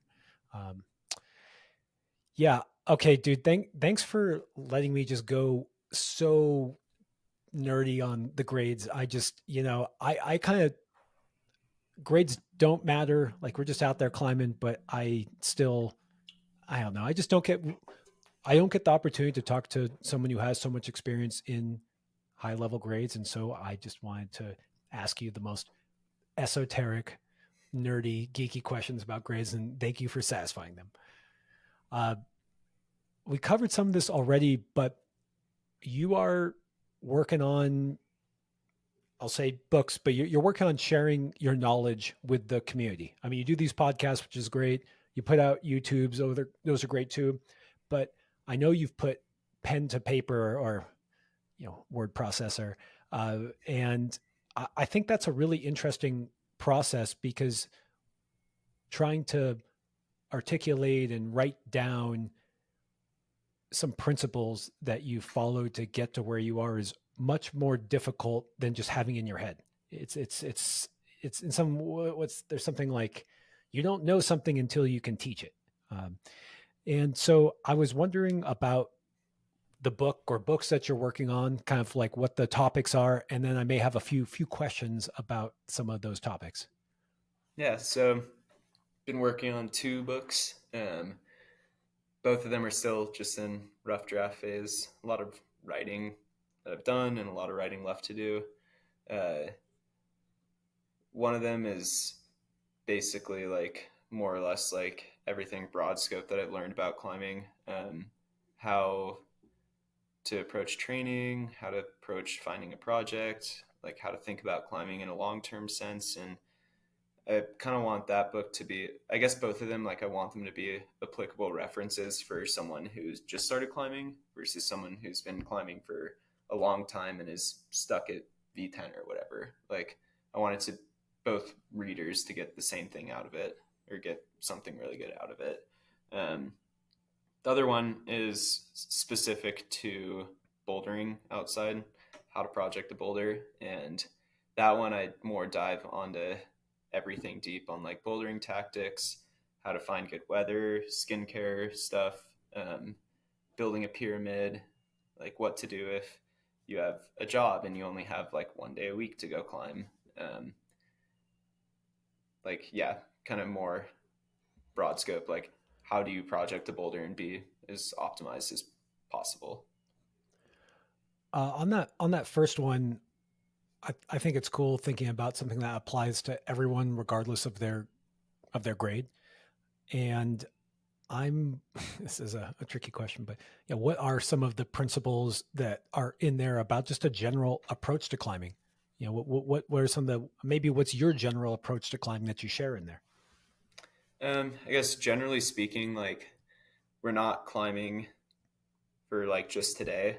Like I'm climbing now, and I'm also going to be climbing next month, and I'm going to be climbing next year, and I'm going to be climbing until the day I stop breathing. You know, and if I'm taking things in that sense, like it makes sense to take a long term approach to climbing. Like, you know, listening to your body. Like you don't want to get an injury because that's going to set you back. And you know, if you're like going to the gym too many days a week, like that's just it's inevitable, like it's bound to happen if you don't listen to your body. And that's something that like a lot of people kind of struggle with climbing. Like I feel like most people I talk to, like get, especially those who start climbing later, don't have the basically start when you're 10 years old and have your tendons develop accordingly. Like everyone has injuries, and it's because you get too psyched, you start going too hard too fast, and then 2 months later, like you get tendon like lumbrical issues, and then they stay with you forever. Like, you know, so that's something I'm like definitely talk about a lot. Is like, how do you avoid that? Like doing that 1 extra day a week in the gym really isn't helping all that much. Like you get stronger when you rest, not when you train. And you know, that person who gets super psyched and goes super hard too many days in a row doesn't rest up enough. They're going to be paying for that decades down the line. And you know, it sucks. There's not enough information about that for new climbers to be like, this sport is hard on your body until you adapt to it. Like you can be climbing for a couple of years, you're still a beginner. Like there's no shortcuts. So treat it as such. Um, and part of that as well comes like with the long-term approach is, you know, most climbers, like I wouldn't even say most, like I don't even know the stats or whatever. Like climbers need to recognize with themselves, like, am I doing this because I like it and I just like going to the gym? That's totally fine. Like if someone caps out at V5, V6, they're like, I don't really feel like putting in the effort to get better. I just like moving around at the end of the day. That's a different space that climber is existing in than someone who's like, I want to get as strong as I possibly can. I want to climb as hard as I possibly can. And there's no right or wrong. Like it's not better or worse to have one outlook to it, but whatever kind of bucket you fit in, I guess, like determines the way in which you should approach climbing long term. Because if you're trying to get better and you're not doing things to actively help you get better, it's going to take a lot longer to like get better if that's your goal. Vice versa, if you don't really care about pushing your boundaries, like that's totally fine. Like there's a lot of things I do where I'm like, I don't need to push my boundaries. Like I don't need to be a competitive video gamer. I just like playing video games for a couple minutes here and there. So Yeah. yeah, I guess it's like the long-term approach too is like figuring out what that approach needs to be in order to have the best kind of like long-term outlook with it. That long-term approach is so clutch, and it's easier for me to see it now that I'm well, I'm just older. I've been doing it for a long time, but when you're younger, and also when you start getting stronger and you break into a V10 and you're like, I never thought I'd break into V10, and now I'm going to go even harder. Like I feel better than I ever have. I'm like peaking, and then you're like, I'm going to go another day of the week. And this whole injury thing, it's like 2 steps forward, 1 step back, right? And that is really frustrating, but those injuries stay with you for life. And so it would be better to do 1 step forward and never do the 2 steps forward, 1 step back, because dude, injuries just kind of stack in this way that like you'll tweak something when you're young or like really hurt something when you're young. And I swear to God, man, it comes back to haunt you later. You're like, I thought I recovered from that. And it's just like a little thing I've noticed where in some ways you never really recover from serious injuries. They have some little insidious thing in you. So that's just really good advice. And that long-term view is, yeah. Well, you, I don't know if I want to use grades here exactly, but I was going to ask, why do you think people plateau, or what are the more common plateaus you've seen around, and why might they happen, assuming that someone does want to continue to progress? So yeah, without getting into like the grade plateau, like the first real plateau, I feel like there's two or three pretty common plateaus, um, all things considered. First one is when someone just found climbing, like, or not just, but like from the beginner climber to like, their first plateau is like a couple years maybe. Like, okay, you figured out how to move, you figured out how to read beta, you figured out how to crimp, like you can try harder now. Um, and then all of a sudden, okay, I'm going to use grades. All of a sudden you get to like V8 or something, V9. You're like, okay, like I can't just get stronger like by climbing. Um, it's going to take a while. Like I need to do something specific. Like the holds are small enough now, the moves are hard enough now. Like that first, like most fit males and females, like, you know, without using like a blanket description, like, if I get my college buddy or something who's like never climbed and he climbs 3 days a week, 4 days a week for like 2 years, I bet he's getting to like V8, V9. Anything past that, it's like, okay, you got to be psyched. Like maybe you start weightlifting, maybe you start doing drills on the wall. Cool. Now go a couple more years. Now you're probably at the next plateau, which is like 12-ish or something. I don't know. That seems like a pretty common one as well. We're like breaking into like the upper like 13, 14 plus grades. Now the moves you're doing are nasty. Like they're not just hard. They're uncomfortable. They're gross. They hurt. Like, a lot of V13 plus boulders, like you're going to be grabbing like some really bad crimps and you're going to be like full death crimping them. Just like, wow, my knuckles feel like they're going to explode right now. You just don't get stuff like that on V8, like V9. And so basically getting into that next plateau, like, okay, you're strong. You can do one arm pull-ups or whatever. Like you're a climber specific body type. Like climbing is your thing. You can't really get to V12 plus without being dedicated to like climbing. That's like the next, and then the plateau after is like the pro plateau, I guess, like getting into the 15, 16 range. So that's where stuff, again, like the difference between a 12 and 13 compared to like a 15 or 16 is night and day. Just the same way that like a 12 compared to an 8 is night and day. And so I feel like those are like kind of relatively common ones. If I had to pick, obviously, like you can shift those up and down a little bit, but it's like first plateau is okay. Now you're going from someone who recreationally likes climbing to you're a climber in the sense that like this is your main thing, this is what you're doing. And then the next one is like, okay, so climbing is your main thing and this is what you're doing. How bad do you want to get better? Basically, like how bad do you want it? And then the last plateau is genetics and you started early enough, basically. Oh, don't say that. You're telling me that the way to go from 12 plus and you're like, or that hard to like extremely hard is just genetics. What can we talk more about busting through that plateau? Because I've Oh talked to. man, I spoke too quickly. Like all I'm saying was like for someone who started when they're like 20 or whatever, like they didn't get that like youthful advantage and extra time spent there. Like someone who's like fit and strong and trains and gets to like V12 or something after like a period of time, it's just way more unlikely. Like I'm not trying to like burst anyone's bubble who's like listening to this and not because anything's possible, you know. You can be someone who just like figures it out and climbs really hard, but it's a lot harder. Like there's a lot less people who are getting from that 12 to like 15 way later in life than earlier in life. Jimmy Webb started at 19, dude.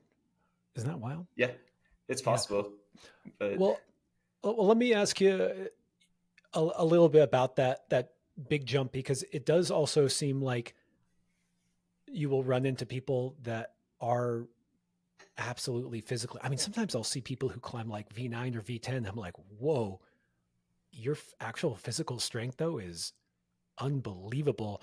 And I think I've told you that my kind of sub theme on the podcast is how to go from good to great. And you know, any more insights on how someone can, if they're really gunning for that pro level, you know, I'm sure there's more to it than just, you know, going to the gym 4 days a week. You know, how did you break through each of those plateaus? so I had the advantage of being on one of the best climbing teams in the world, and starting when I was really, really young. And when I said earlier about like pursuing weaknesses, like the earlier someone gets on that, the better because you're not shying away from stuff that's hard for you. You're like leaning into stuff that's hard for you. Why is it hard for you? Um, if crimps are hard for you, okay, your fingers are weak. Go fix that, you know, and expect it to take a while. Like that's a multi-year fix right there. But if you're willing to like put in long term effort into stuff, especially when it's weak for you, it's like, you know, you're picking the low hanging fruit, honestly. Like it's really weird to think about it that way, but like stuff that's your weakness that you've neglected,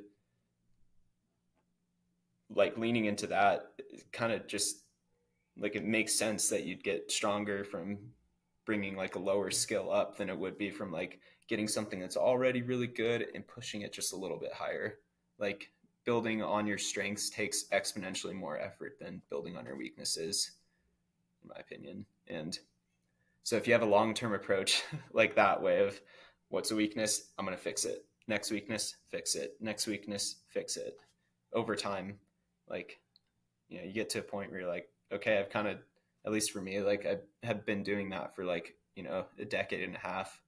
Gets to a point where I'm like, there's not too many things that I'm like, wow, this is like a severe weakness that I have. Like, I really need to focus on this. Like, obviously, it can touch up in everything, but like a lot of other climbers who want to go from good to great, I bet you can pick quite a few things where you're like, I'm really not good at that. Why? Yeah, I can think of some things I'm really bad at. It's so interesting when you say that it's way easier to work on your weakness. And I was nodding my head like, yeah.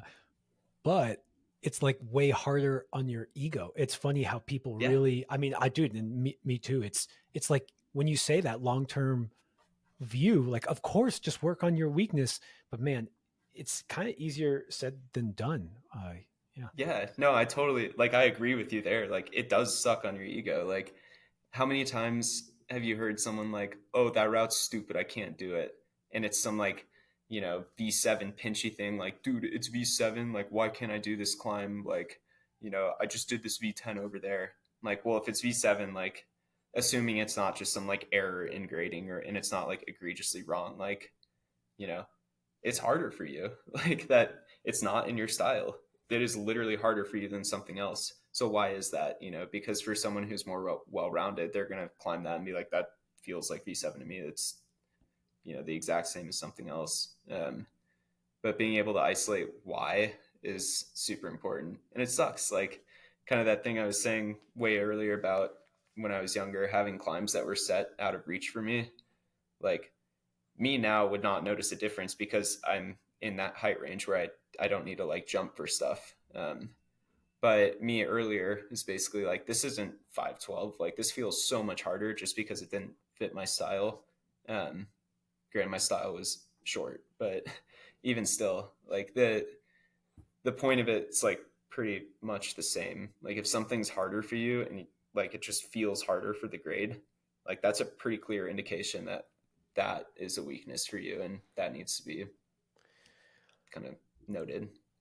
I embarrassingly have such a poor style on something that I think I would say that it's probably, there's a climb I can think of that's maybe 7 grades beneath me that I can't do. And I wouldn't say I can't do it. It's like I couldn't do it in a session, and that grade that I'm comparing it to, I've done it in a session. So it's like, while I wouldn't say I could never do it, it's definitely clearly an issue. And so I'm wondering Yeah. for you, yeah, let's not talk about that, Drew. And so I'm wondering for you, I mean, clearly you just have in your head a confidence that you can go up to, I would say probably V14 and maybe not do it in a session, but you're like, no, I can do, I'm speaking for you, but I can do V14. Like you just know that no matter what, you're going to get it done. Where is that grade for you where, like, do you feel like every time you go out and boulder, assuming it's like good temps that, and you're, not wrecked for whatever reason, like, can you just do V12 or V13? Like, you're just like, oh, dude, if there's V13 there, I know I'm doing it today. I'd say like probably most V12s and like barring external things or like weather's bad or something. I'd say like if everything is good, probably the vast majority of 12s and 13s I can do in a day. Maybe probably most 12. I don't know about 13s, just because they're always kind of weird. I'd say most of them probably, but um, yeah, I don't know. It's a good question. I haven't just gone out and done a bunch of 12s and 13s for a while, so I don't really know where I don't even know is. if it is a good question. I'm just curious. I'm just like, damn, that's cool. You know why that's cool? It's cool because something I always loved in climbing is I want to just be able to see a climb and go do it. Like for whatever reason, I want to do that climb. Like it's pretty or it's, I don't know, just I like that. Maybe it just harkens back to the very beginning of climbing for me and climbing trees and just there's something deep in me as a climber that I just want to be able to walk up to stuff and climb it, right? Like no matter what the grade, what the style. So I guess I asked that question because it's more just like a, whoa, like that opens up the world of travel, right? Like it's like, so you go someplace, you're like, oh, I saw this video of this cool climb in font. Oh, it's V11. I'm going to do that. Like I will go do that and enjoy it. So that's just really cool, man. Um, okay. A little bit more on this, how to project boulders. We went into a ton of details on things earlier already, but I just kind of want to ask a really general question, which is like, why project boulders? And also like when projecting is a big range there. Like you said, if a V5 climber goes to a V10, maybe that's not the best idea. A V8 climber goes to a V10, maybe that's okay. Like, how do you think about projecting as a climber? Like, do you have any principles for just why to do it and kind of how to set the framework for what you should project? So I guess projecting in general, you can distill that anything that you don't like flash, really, or on site, you're now projecting. So there's like a range of stuff. Like if I'm projecting this boulder, is it going to be a multi-year experience trying this thing, or is this something where if I approach it right, I can do it in an afternoon? And so there's levels to it. Like for the V5, trying a V10 or something like that could very well be a multi-year experience that you can kind of expedite the certain aspects of projecting. Um, the V9 climber, V10 climber trying to do a V10, if they approach it correctly, that's an afternoon. Um, so I guess the biggest thing with the books is basically figuring out how to recognize where each climb fits in into like your projecting scheme, and then figuring out like mentally how to go about it. Like I kind of believe it's kind of like abstract. It's hard to quantify in words, but I believe there's like a relatively more like correct optimal set of boulders that you can try in a certain order from like this current moment in time right now onward, that's going to get you stronger and make your tick list and pyramid better than if that set of boulders was like shuffled. So there's something to be said about like having confidence on like, okay, I needed a pick me up, I haven't sent anything for a bit, so I'm going to like go hone in and do this climb that is still hard for me, but I'm going to do it in a day and basically get the confidence up, versus like, okay, I've sent a bunch of stuff now, let's like push the bar a little bit higher. Like I'm fresh off of a bunch of sends, my mental's feeling good, let me try something that's going to take me a week or two. And then, okay, it's been a year since I've tried something like really hard, like I'm down to like put a month or two into something and see if I can walk away with this end. And so if you're only trying like really really hard stuff always, and you're never getting wins in the sense that like you're never actually completing something, like yeah, low pointing or getting really close to something is great, but also like if I do Megatron from 2 moves in, sick, I'm psyched, I still didn't send the boulder.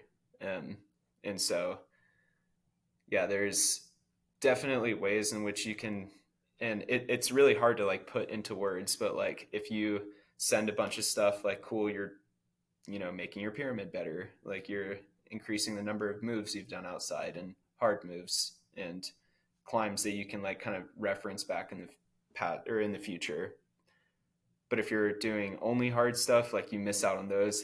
If you're only doing the easier stuff, you miss out on like really pushing yourself and seeing and applying like all these like long-term projecting skills. So it's really hard to like quantify, but there's like a scale on like projecting basically, and how do you as a person figure out what works best for you on that. Yeah, I've heard you talk a little bit about this. I think it's a really, really important concept, but it's not simple to describe because, correct me if I'm wrong, but when I start thinking about, I think about this idea of like the zone of proximal development, where you're pushing yourself, but you're not pushing yourself too far.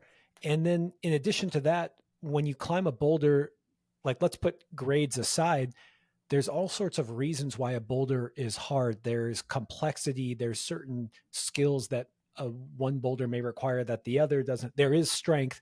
And so I can see how this order of, not order of operations, but the order of boulders that you subject yourself to in a projecting mentality, as in not just flashing, is really important. Because if you try to do too many things at once, maybe you get lost and then you're stuck in the weeds and you just are putting so much time into the same movement. Like maybe you master one of the skills required there, but there's like 3 other ones that you're not getting a lot of practice on. And so like understanding how to choose which boulder next seems crucial, man. Yeah, and kind of part of that too, like there's been some boulders that I throw in the towel for the season, and I'm like, I think I'm done trying that. It will go. Like I almost did it. I could keep trying it. Maybe I do it in a couple more weeks, but I don't really want to. I want to. I want to pick me up. Like I want to go send a bunch of stuff and like get psyched again. Um, go back the next year, first sesh. And that's like less time that I have to spend on that boulder trying that boulder, and I still walk away with a send at the end of the day, basically, or at the end of the year. But yeah, it's hard to like figure out what that order needs to be. Like every time I've done a 16, for example, I immediately drop the grade and go do a bunch of like 14s right after. And then after I've done a few 14s, do a couple 15s after, maybe do some more 14s, find something else hard, do that, and then rinse and repeat. Oh, that's interesting. You don't just go like, okay, like I had success on a 16, so that means I can do a 17 or another 16. That's interesting that you oscillate between the grades. Yeah. And then, Hmm. I mean, that oscillation, like when I go back to 14s, they feel easier than they did, especially if I had experience on them before. And then when I go back to a 16 after having like done 20, 30 more 14s and 15s since the previous 16 or whatever, it feels easier. Um, All right, along the same line of thinking, this might be a little touch of a subject. When should one decide to walk away from a project, or when does someone know that they've bit off more than they can chew? so I guess if you, what comes to mind immediately is like, obviously if you're not having fun doing it, like I've been there, it sucks. Like we climb because we like it. Like if you don't like climbing and you're like putting yourself through it, like why, you know, like I don't know. So that's the first thing that stands out for me. And I've definitely had times on projects where like, I tried to touch on it on some of like the YouTube videos I put, where I put so much pressure on myself to like, I gotta get this climb done. Like I've put so much time in already. I need to do it, and just keep banging my head against the wall, and then eventually it goes. Um, I didn't really enjoy those processes. And I guess for other people too, like knowing when to throw in the towel, like if you get to that point where you're like dreading going to it, like, oh man, what if I fall off the end again? Like some people don't get like that. A lot of people do. Like, and so I think getting to that point at least where you're just not excited, just stop, go try something else. Easier said than done. Like, but I have dealt with that for a while, which means probably other people have too. And that's a big one. I guess another When thing too is, or what? I was just gonna ask, when you do send those ones that you kind of dreaded, that you went really hard on, was the was the feeling after you did them really positive, or was it still kind of negative? Like, was your whole experience still negative, or was how much pressure you put on yourself directly correlated to the, I don't know if joy is the right word, like did it just color the whole experience poorly? Yeah, looking back, probably would. It's just funny because I don't think I've ever actually thought about that until you just asked me right now. But looking back to like a couple specific ones, like it wasn't even joy that I sent. It was like relief that I didn't have to like keep trying it, which like I don't, that shouldn't be the thing. Like that shouldn't mark your experience on the boulder. And it's, if you get to a point where, I guess I'm again speaking from past experience, you get to a point where it's like, okay, thank God I finally sent that boulder, versus like, sick, I did my project, I'm psyched, like that's not a good sign. And like at the end of the day, like it's not going to really help anything if, that's the reason you keep trying something. And I know like some of my past videos make this sound like pretty hypocritical, but it's just like a learning thing. Like before I put so much pressure to be able to like walk away from these things and with a send, but the experience wasn't necessarily positive because it was like, great, let's keep putting pressure on to like not fall in the last move anymore. Dude, not hypocritical. You grow, man. People grow. You're you're learning, and that's why I'm asking you, is because I don't know. Sometimes there's something to be said for the amount of effort you put in directly has a correlation to the reward at the end. Uh, but that's not exactly what you're talking about. There's, because we're asking again, like when is it right to throw in the towel? So I kind of interrupted you too. I'm sorry, but thank you for adding a Oh little no, you're bit all good. to that situation. Um, yeah, did you remember the what? Because I interrupted you as you were telling me more about when Oh, perhaps it's good to throw in the towel. yeah, I think the other one was if you're not making progress for like a long time on a boulder, like physically, you know, maybe you're just not there yet. Even if you're having like a good time trying it. And what I said previously doesn't necessarily apply. Like, you know, it's hard to like quantify, but if you're spending like, 20 days, 30 days only trying like the same boulder and it's not really showing for anything yet, like it's not like, oh, I got the glimmer, like I figured these moves out, I just need to keep trying it and it'll come together. If it's like, I don't know, like I'm still waiting for something to pop out at me, at that point, like your time might be better spent doing something else and reassessing in a year or so. Good tips. On that note, on time, when you brought up this theme of this book, the projecting boulders, you said something along the lines of how to balance the time that you have in life if you only have one day a week. And I'd like to hear a little bit more about that because, dude, you are busy. I mean, you're a full time student and you are climbing a lot of boulders. And I want to just generally hear about that. But I also have this one really specific question, and that's how you efficiently deal with context switching. So it's like you walk out of class, and I don't know if you like go to the car and then go climbing, but it's like you might come back from climbing and have to get homework done. And I think that's one of the issues I have with doing many disparate things is it's not just that like you can't just be like I spent 1 hour at school and then 1 hour climbing and there's like 30 seconds between them and I'm full bore on each of them. How do you deal with these different areas in your life that are very different and how do you get switch between them efficiently? So I guess the easiest way to answer that, I like write everything down, at least like all the responsibilities that I have, and I just keep it on the reminders app on my phone, like all nice and categorized. So I have like time chunks that I know I have to be in class, like taking notes. I have time chunks where I'm like, I think this homework assignment is going to take about 3 hours or something, and it's due in 2 days. So somewhere I need to fit that 3 hour chunk in. Um, I have time chunks where I know it's going to take me this long to drive to this boulder, this long to hike, like this long of an approach to get somewhere.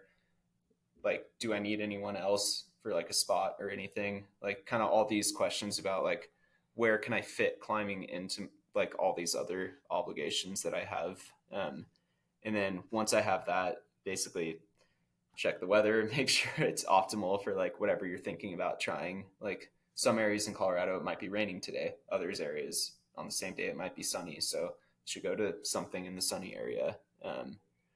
And yeah, I'll basically just try and plan like 3 or 4 days out. Like this is everything that I have going on in the next 4 days. Like what's the best way to like shuffle this order so that I can do everything like as good as possible. Sometimes that means I have to like wake up early and do homework or something like that because I know as soon as I get back from climbing, I'm not going to want to do anything.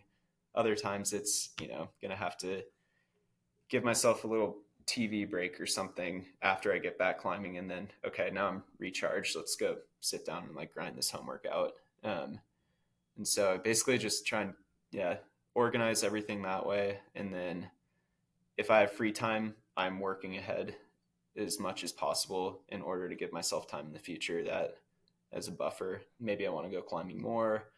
Maybe I want to take the day off and not do homework because I'm like stressed and just need a break, or maybe something else gets assigned that was really big. And okay, cool. Now I have like an extra half day to work on that instead of being stressed later. Do you ever struggle with like let's say you just took a final and then you're going to go out climbing on like a V16?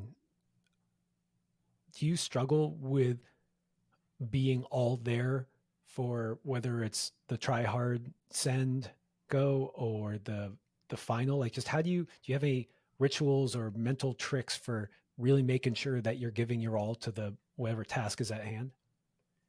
Um, I definitely struggle with that. I mean, it's not as much like for me, like if I took the final, it's done. I don't care like it is completely out of my head at that point. Um, I don't need to think about it at all. For me, it's more like, oh man, like I have this nasty like bug I haven't been able to figure out, and my homework's due like tonight. or oh man, this homework set is going to be like really annoying to do and it's going to take me a lot of time and it's due tomorrow and I'm out at the Boulder right now. Like I should be home working on this. And the best thing that I found that works for me, and granted, it's still like easier said than done. I still struggle with it all the time. Just give myself a little bit of time at the Boulder. Like, okay, I'm not staying here all day. I am hiking out at 4 p.m. Like this homework problem or whatever, that's a 5 o'clock problem to deal with. Like, I don't have to think about that right now. Like, a couple more hours, yeah, I'm bummed. It's back on my plate again. But for that time, I'm at the Boulder, I'm climbing. Just only think about that. And easier said than done, but Dude, it just makes me think of this one Simpsons episode where Homer chugs a ball of vodka and then eats a jar of mayo and says, "Man, poor future Homer. I sure wouldn't want to be that guy. He's really screwed." So yeah, I like that. 5 o'clock Drew has to deal with the homework problem, but 3 o'clock Drew, he's here at the Boulders. yeah. Yeah, it's just something I think we all. I mean, I don't know anyone who's not 16 and a professional climber or whatever, like, and just that's all they do.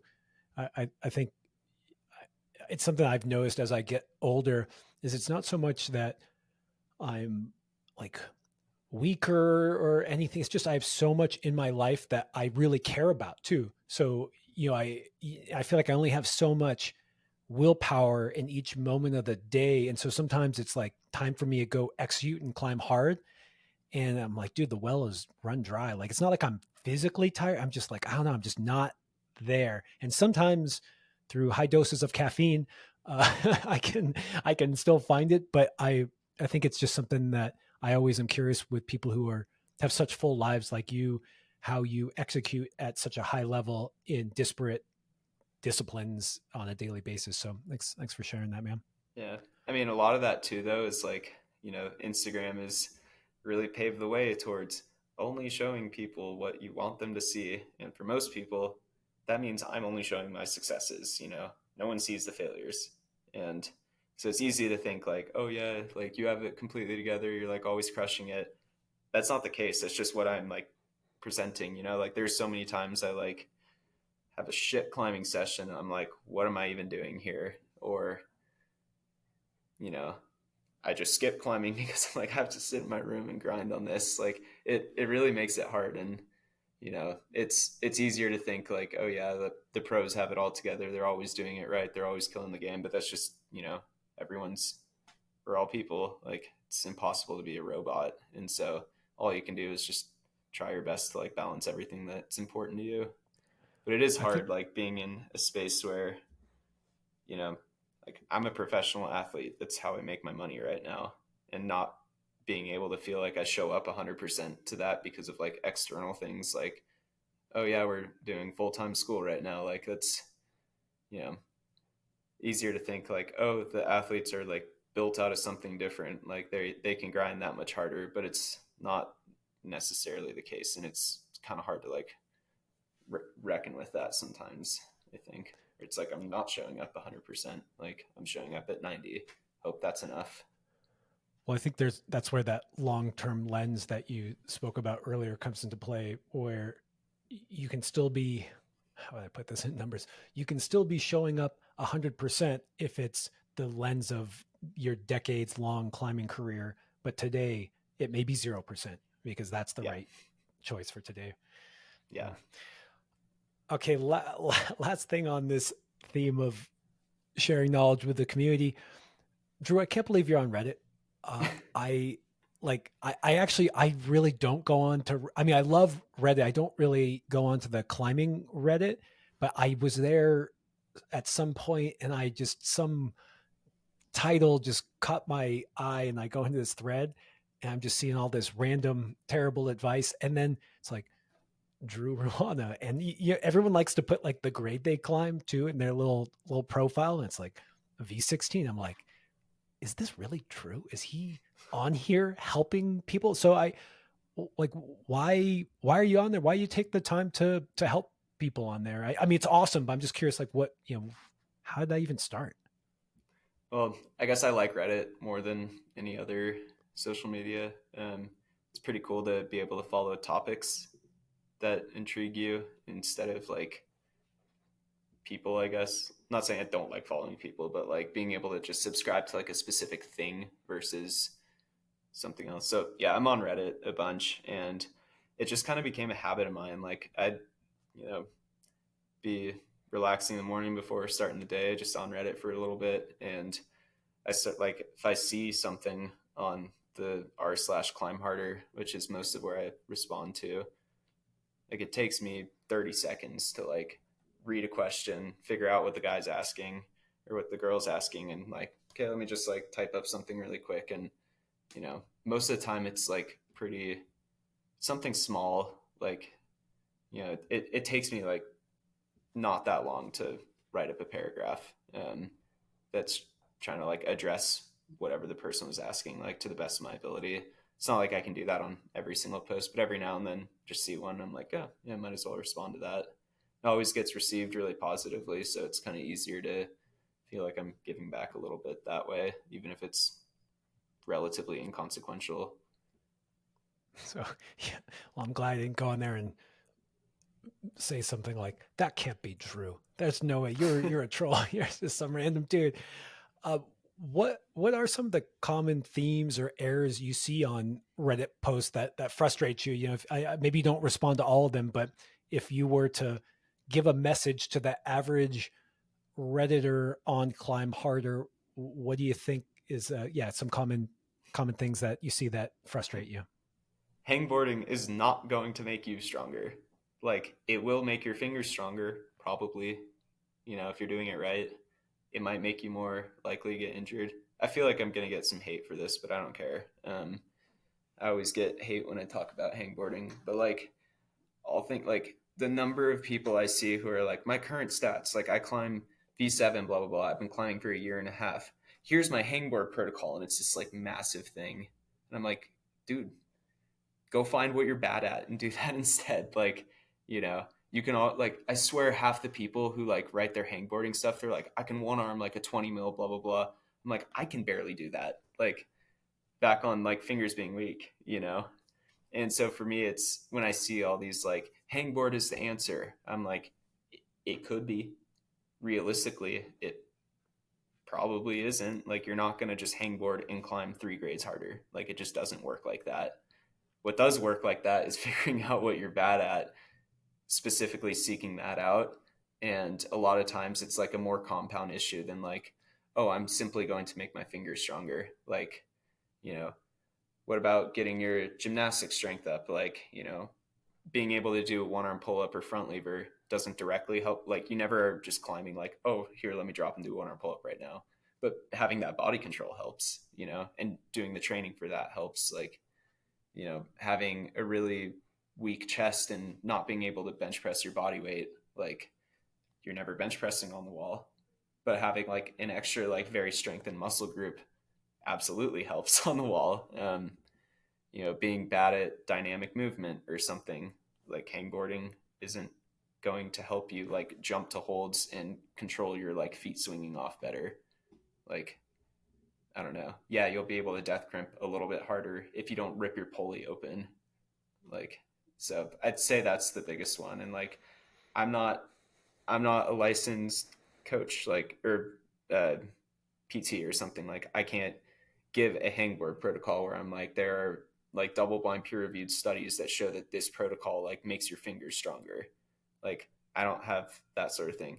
What I do know is hundreds of people that I've talked to that bust their pulleys immediately after starting a hangboard protocol because they're doing too much stuff off bat and your fingers aren't like ready for that.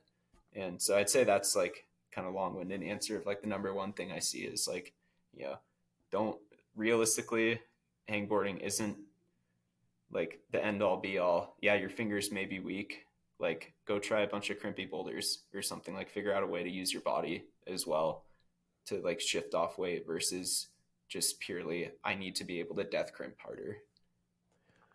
I just kind of started doing some hangboarding this year, and I don't really, I can't tell if it's really translating to anything on the wall or on the rock. Like, I'm not going to say it's like, I don't know if I have it totally figured out and I'm doing the perfect hangboard routine, but like it is clear that like stronger fingers from hangboarding mean that you have stronger fingers.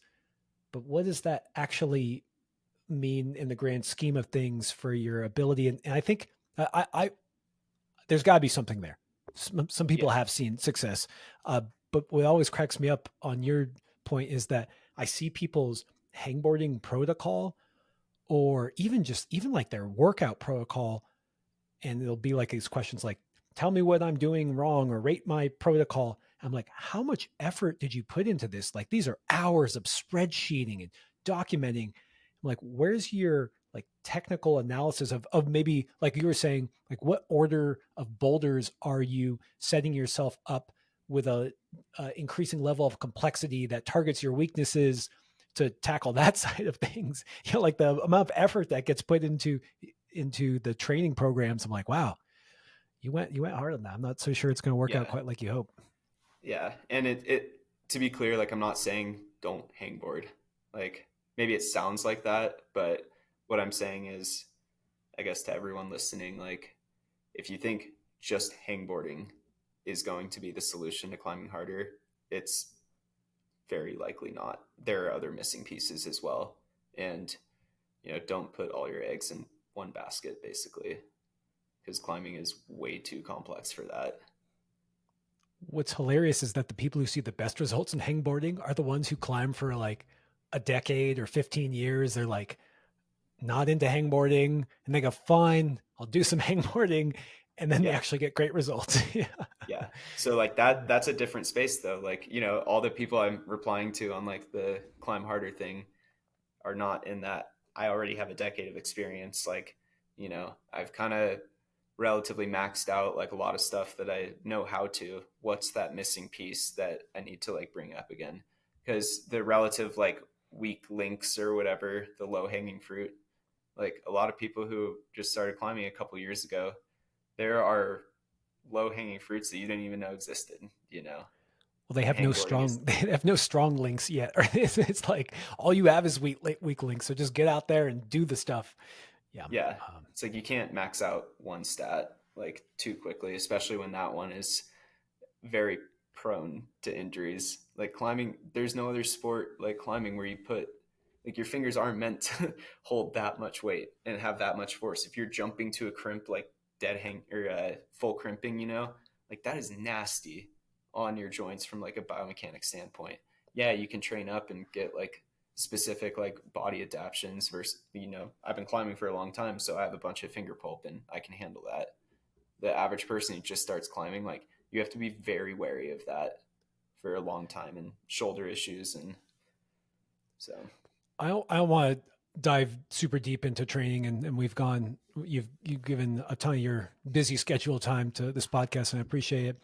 Well, one thing I'm curious about is I know that you spend a lot of time climbing outdoors, and I saw you on a board lord episode with tension climbing on boards, and I'm just kind of curious, like where does indoor climbing fit into your life or thinking about training or getting better? Like, is it just something that you do when you have to? Actually, I'll just stop telling you what I think. How does indoor climbing and board climbing fit into your life? so I don't board climb all too often. Um, have been going down to the attention shop because I really like the TB2.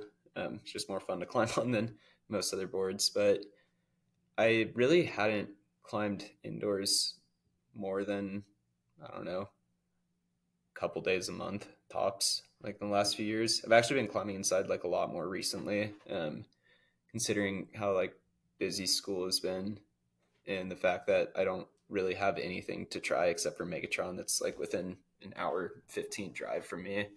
So it's one of those things where I'm like, if I want to climb, like, yeah, I guess I could go repeat boulders I've done, but I'd rather just like go have a good time, climb in the gym, do some lifting. Which previously I was training by climbing outside on hard boulders. Now just training by training because I don't really have that option anymore, or at least in this chunk of time.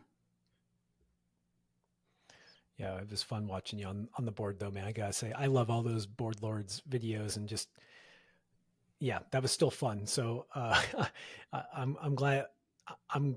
It's cool seeing you really focus on the outdoors, but it was also a blast seeing how that translated, and it also shows you that you get good at what you do. And just like there's something to be said about even this analogy to fingerboarding.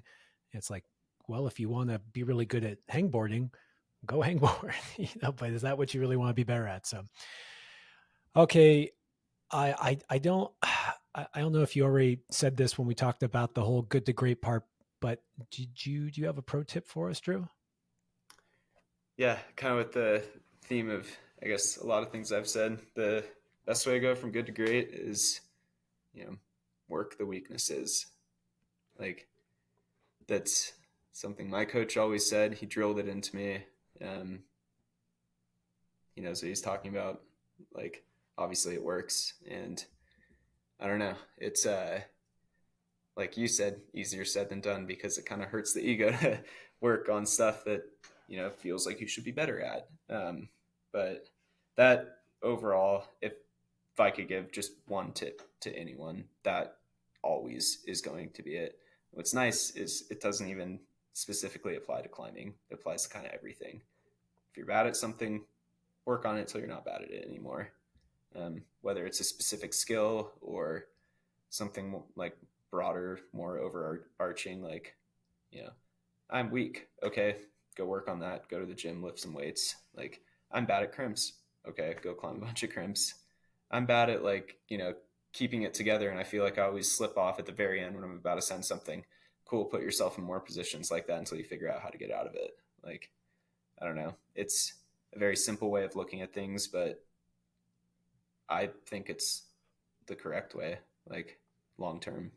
So Do you think this style of setting out such a broad goal like you did with the Send Colorado is a good way to work on weaknesses as well versus sometimes it's not so fun to be honest to like be like I need to go do some push-ups or I need to just seek out these kind of climbs. Did you think that how you have structured your goal setting accomplishes that as well? yeah, so a lot of the climbs on that board, like, that's kind of why I put everything on. Like, yeah, a lot of these are probably going to feel in my style. A lot of them are not. So for those ones, I could just not do them, you know, or they're hard. They're hard for a reason. And I don't mean hard as in like they're a hard boulder. Like, they are specifically really hard for me compared to like other ones in that grade. Like, cool, that's a weakness in my eyes. Like, fix it. Gives me more experience that way. And I don't know. It's it's yeah, it's kind of hard to like quantify that in terms of San Colorado, but I'd say like working the weaknesses in context of that is like, yeah, doing boulders that are not my style. Awesome, man.